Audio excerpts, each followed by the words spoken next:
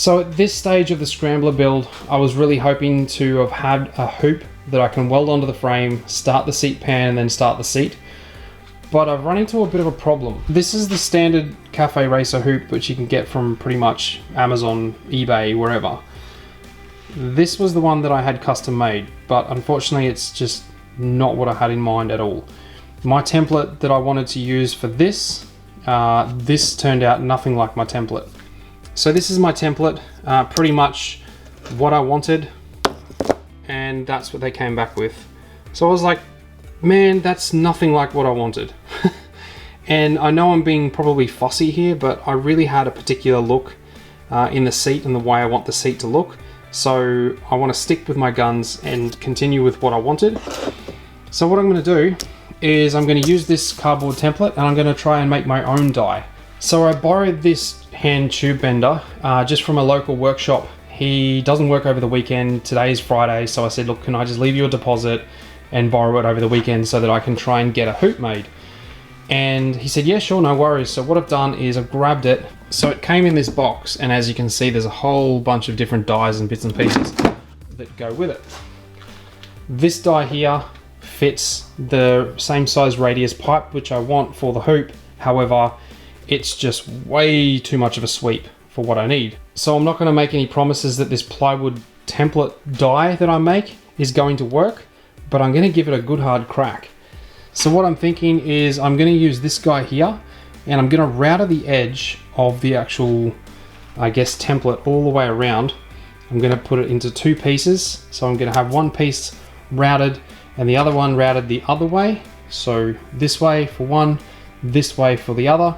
Sandwich them together, probably put some screws in here. So then drill a hole in the center here so that I can actually mount it to here and then bend it around. The only thing I can see that's going to be a problem is the fact that it's not perfectly round. It actually goes like this, if you can imagine. So this here is adjustable. As long as I can make that adjust as I'm bending, like obviously wind it out, bend a bit more, wind it back in, you know what I mean, to try and get it to actually bend. The pipe that I'm using is like a 2mm tube, which is down there. I've got a few to play with.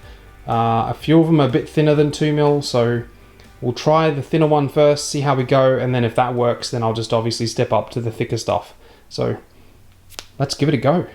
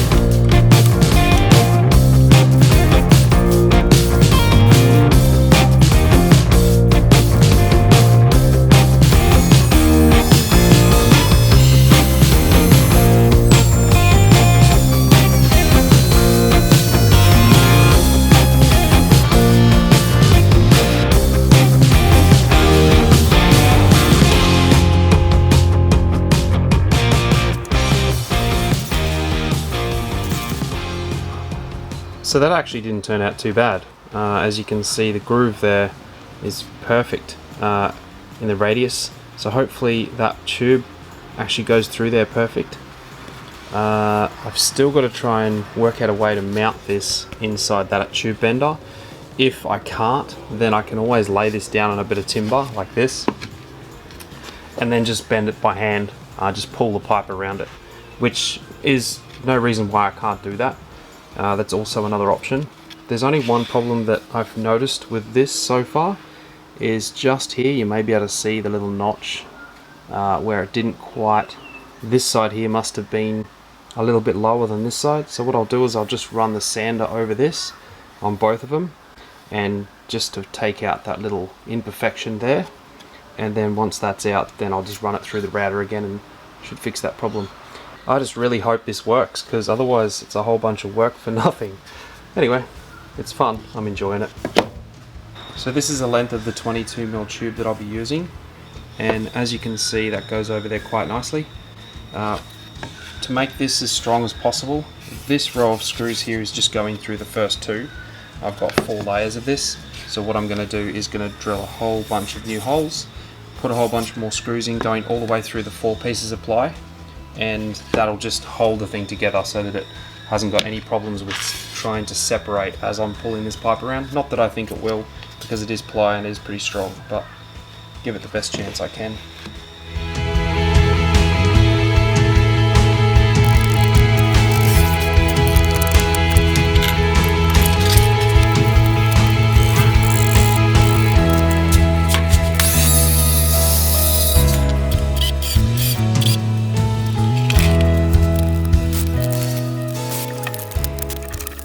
So now that I've got this block mounted to a bit of form ply, I know form ply is strong. I've got a bit of framing timber here that's just 3 bolts. It could possibly be the weakest link because there's a lot of force that'll be pushing out on this, but I can give this a go, and if it doesn't work then I'll make something stronger. How I'm going to do this is I've decided to pretty much do it on the ground, believe it or not. This here is a bit of a block that's just got 2 dynabolts that are locating it to the ground, so that when the 4-wheel drive comes up, it just hits that and doesn't go into the actual garage wall. That pretty much is a good place to start. I'm just going to drill another hole somewhere out here so that I can bring this entire black bit of form ply down on the ground and then hand bend it around. So the reason I went this way first instead of using the tube bender straight up was because I want to see how this goes. I want to see if this actually can do the job without using the tube bender, because that'd be kind of cool if I can get away without using it.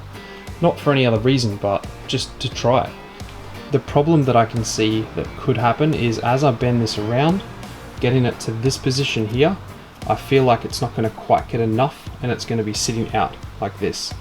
I'm not entirely sure if I just keep bending it around and then past the point, it may hug the block just enough, but like I said, it's a trial and error thing. Let's put it on the ground, let's drill a hole in the concrete and see how it goes.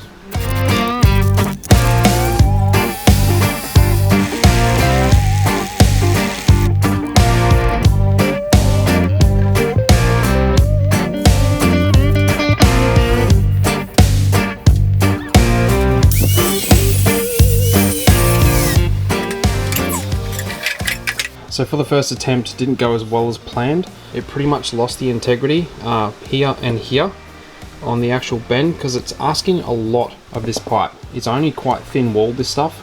I think it's like under 2 mil, I think it's 1.6 mil. And I was just experimenting with this, knowing that I was going to use a heavier duty tube. And it's pretty much given me enough information to know that there's a couple of things I need to do. Either one, bend it with the actual tube that I'm going to be using, which is I think 2 mil or 2.5 mil thick, the same as I used on the CB750, the hoop that I made on that bike there. So using a heavy duty wall should solve the problem, but I'm not going to take any risks. What I'm going to do is I'm going to fill this up, obviously not this piece. I'm going to fill up a piece of that tube with some granite, like some sand, block the ends and then try and pull it around, which should stop the crushing effect when it gets around here and here, hopefully. So the only dilemma with this right now is that that piece there is my last piece that I have of the heavy wall. So I'm gonna fill it up with granite, like I said, block the ends and then pull it around this and just hope that I can get it first go. Otherwise I'm gonna have to wait until tomorrow, until the shop's open again, until I can actually get another piece of this. So if this doesn't work, then I'm going to get some more material obviously and then resort to actually using the proper pipe bender. I really want to give this a go. I want to see if I can get it to work. It looks like it has some potential, so yeah, let's give it a go.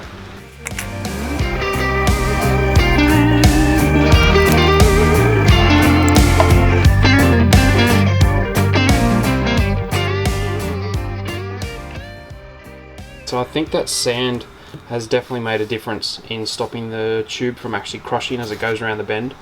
The only thing is, what I thought was going to happen pretty much happened on this one and this one, which is as you bring it around, just pretty much the last tail end just can't quite, it just doesn't follow that curve perfectly. So you're left with a bit of an uneven hoop, which I'm not real happy about. So what I'll do, I haven't got any more of this material, but what I'm going to do is I'm going to set up that die that I made, this here, on the actual pipe bender and jimmy it up to see if I can get it to work, and then test some of the thinner tube around it and see if that makes any difference to the tail end section as it goes around.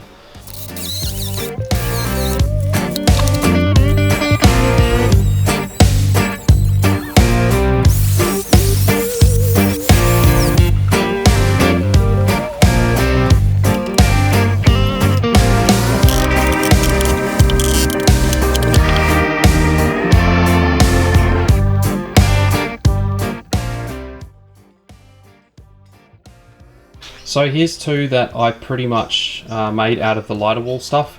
As you can see, they're a mirror image. They're in no way uniform this way, but as you can see, all I need to do is chop it down here on both, and then just put the two together that are the matching pieces, and you're as good as gold.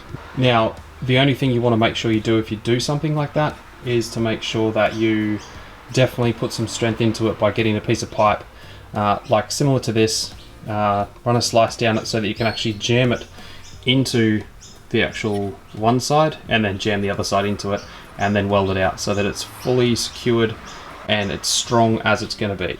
And it's probably stronger than the original piece anyway by doing something like this. So making sure it's all completely flat, level and symmetrical when you weld it. Just do a couple of tacks, get it all as pretty as you can, and then weld it out.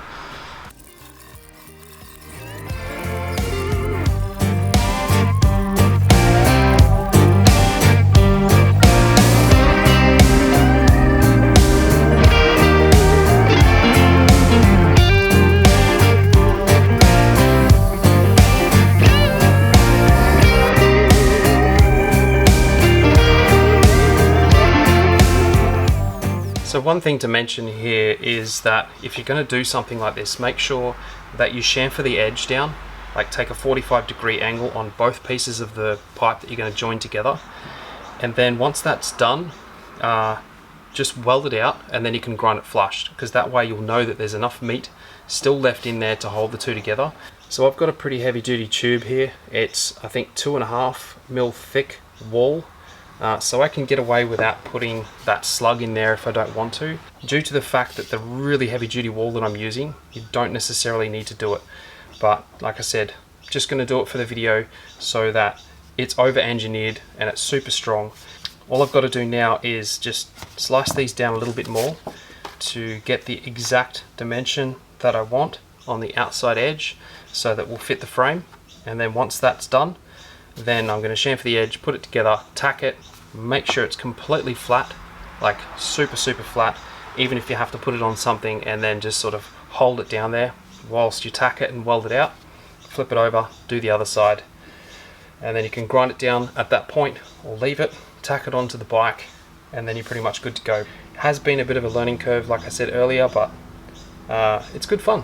This is what custom bikes are all about. And the offcuts that I ended up with, I could also join together and make another complete hoop out of that if I really wanted to. So I'll keep these, put them aside, because you never know, I might need them for another bike.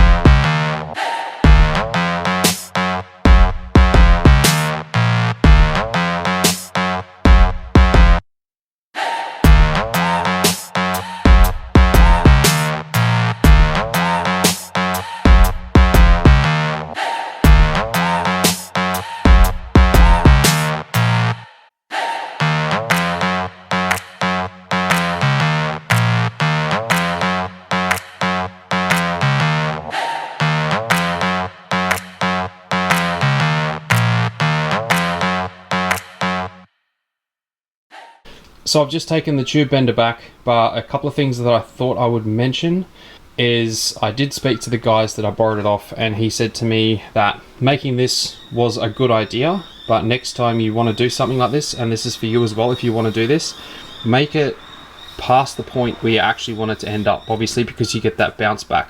There's a science behind working that out, apparently.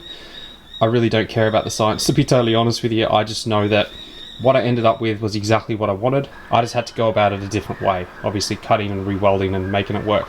But the overall shape of this is perfect to the shape that I was after. If you're going to do this at home and have a go at it, you don't necessarily need to scallop this out like I did. The main reason for this is for the actual tube bender that has the roll that runs around the outside. That was the main reason I made this. I just wanted to give it a go hand bending it, obviously like this. And the thing that I would recommend is fill it up with something like sand so that it doesn't crush if you're going to only do it by hand. If you have a roller, it definitely makes a big difference to stopping that crushing. But once again, filling it up with something definitely, I think, makes a difference. So, and it only takes a few seconds. If you've got some sand, fill it up, tape the ends, and that'll stop it crushing as best it can. It's never going to be perfect. If you're not super fussy and you're not particularly concerned about the actual shape of this and how it's going to end up, as you probably already know, there's heaps of them for sale on Amazon and eBay and all that, so you can pick them up relatively cheap. There is another way around this if you want a specific shape. So let's say, for instance, you bought something like this from eBay and you wanted to slightly change the shape. You can do a section of cuts with your angle grinder with a cutting disc on the inside or the outside, depending on which way you want to change the shape. And you can still get a relatively, as long as you do even both sides, and then you can manipulate it ever so slightly by using obviously your hands or a hammer. It's going to be hard to get it even on both sides perfectly, but it is another way of doing it. If you're really specific about a shape that you want and you'd still like to give it a go, then that's also another option. Just thought I'd mention it. So even if you're not interested in building your own hump and you just thought that entire process was way too hard, I hope you learned something. I hope you got something from that video, because I had a lot of fun doing it. It was a bit of a learning curve, excuse the pun, for me actually going through that entire process, as you saw. But the main reason I did that was because I originally approached one company and asked them to do it for me, and they put me on a waiting list, and then it just never happened. And then I asked another company and had their drawing, as I mentioned earlier on, and said, can you make me another one of these with this dimension? And it just didn't turn out the way I wanted.